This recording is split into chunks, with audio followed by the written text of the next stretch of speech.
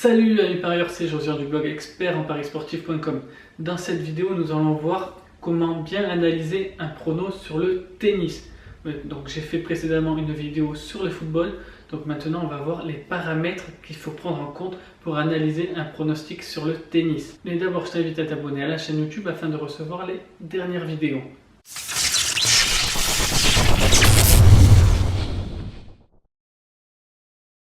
Donc, avant de commencer et de t'énumérer les paramètres à prendre en compte pour bien analyser un pari sur le tennis, je voudrais quand même te dire que c'est peut-être un sport les plus compliqués à parier. Tu penses sûrement que ça doit être plus facile que le football car tu as un adversaire X contre un adversaire Y, donc tu as soit l'un soit l'autre, mais au contraire tu verras dans le temps avec l'expérience que c'est beaucoup plus difficile d'être rentable sur le tennis que peut-être sur le foot. Mais bon, je vais quand même t'expliquer les paramètres pour réussir à gagner un peu d'argent dans le tennis. Donc le premier paramètre à prendre en compte selon moi, ça va être déjà le classement ATP et le classement à la race.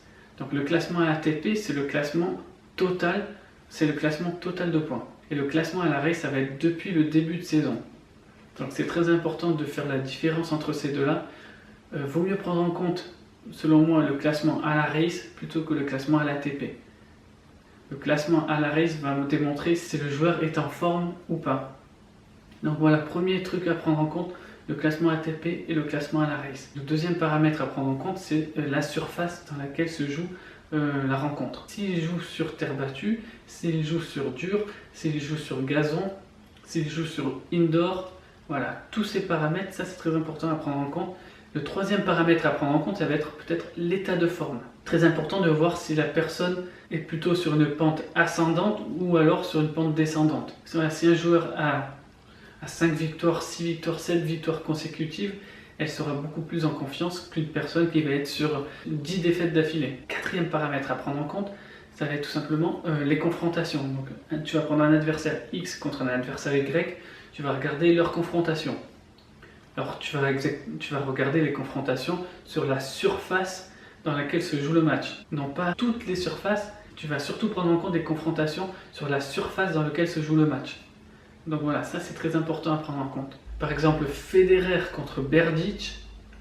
Je crois que Federer n'a perdu seulement un match contre Berdych. Donc il a déjà un ascendant psychologique. Très important à voir, c'est l'ascendant psychologique d'un adversaire X contre un adversaire Y. Le cinquième paramètre, je te le disais juste auparavant, c'est l'aspect psychologique. Donc voilà, il y a des joueurs qui ont un aspect psychologique énorme, qui ont un mental énorme. Je mettrai en avant Rafael Nadal. Et il y en a d'autres. Il y a des joueurs qui pètent un câble, qui sont bons un jour, qui sont très mauvais le lendemain, voilà, qui ne sont pas réguliers mentalement. Je ferai référence plutôt à Fognini qui est complètement barré et à Benoît Paire aussi également qui sur un match sur l'autre peut être bon ou tout mauvais. Sixième paramètre à prendre en compte pour bien analyser un pari sur le tennis. Donc sache que plus tu vas loin dans un tournoi, plus tu gagnes de points. Et ces points-là sont une source de motivation. Donc je vais te donner un exemple.